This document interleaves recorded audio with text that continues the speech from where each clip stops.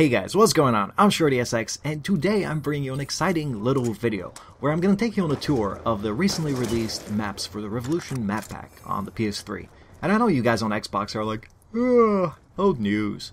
But hey, you know what? I only just got my hands on some of these new maps, so like I said, I'll show you some streaks and probably some spots, just some overall impressions of all the different maps that came out for multiplayer, and I'll even show you some gameplay with the Peacekeeper.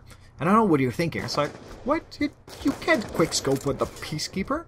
But you know what? It's Black Ops 2, and as we all know, in this game, you can't always snipe, or it's not always the best idea to snipe, although we try.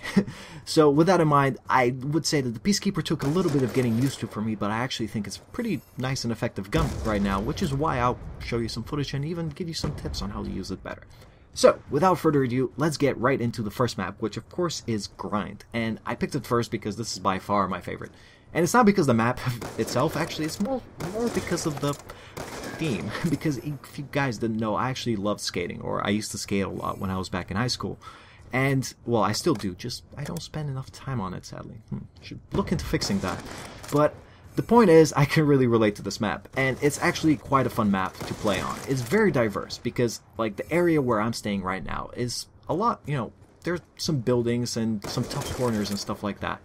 But everything pretty much on the other side of the map, like, over in front of me right now, that side is pretty much full of vert ramps, and everything is very smooth and very curved, so there are not a lot of hard edges, and it's very hard for people to, sit in corners back in that side, like, pretty much where I'm looking at right now, but not going. So it's actually a very diverse map, and I kind of enjoyed it playing it, especially in, let's say, CTF or stuff like that. We had a few games on here in the League playlist, and it was quite a bit of fun. But anyway, so now the map you're looking at right now is Mirage, and it's meant to be set in, well, Asia, but I'm pretty sure it's actually Chinese, judging by the architecture.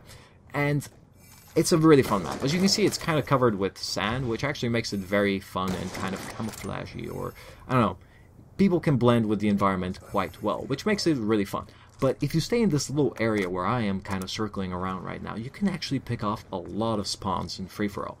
Like, you can see that they spawn all over you, and this really seems to be one of those high-traffic areas.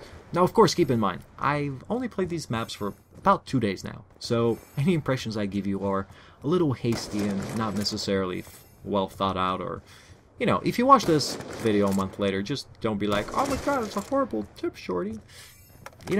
Anyway, so, like I said though, this is a great map, and I definitely enjoyed it, but to be honest, I have to say that all the maps were actually quite awesome. Like, that's the one little downside that, in my little perfect world, not only would they have come out, a month earlier for PS3 and PC and everyone else, but they would have also mixed in some of this, variety with the original map packs, because you can really see how all of these new DLC maps are very, very different than the maps we actually got with, Black Ops 2 right out of the box, and, I don't know.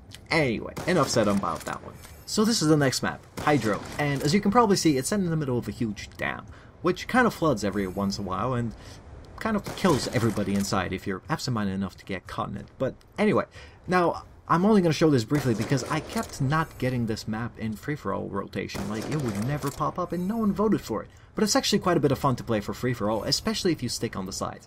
Now, in the middle, you might have a little bit of a bad time, but over here on the sides, either here on the opposite side of the map, which is almost identical in many ways, you're going to be able to pick off the spawns and have a chance to get behind cover pretty well. So if you do play free-for-all, I'd suggest sticking around these sides, at least for now.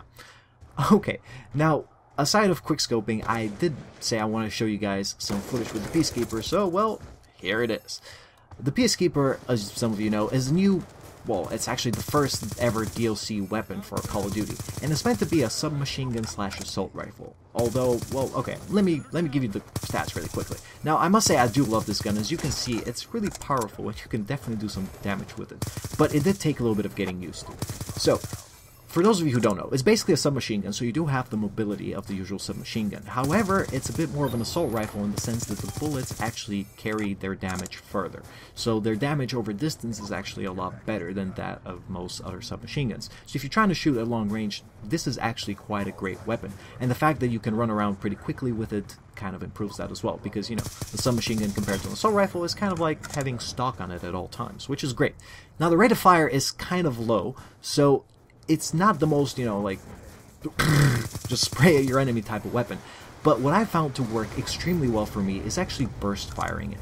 Because I must say that the normal, if you're one of those people who just squeezes the trigger and tries to like aim at someone, especially across the map, this weapon gives me a little bit of a weird feel with the kick, or just the general recoil it gives you.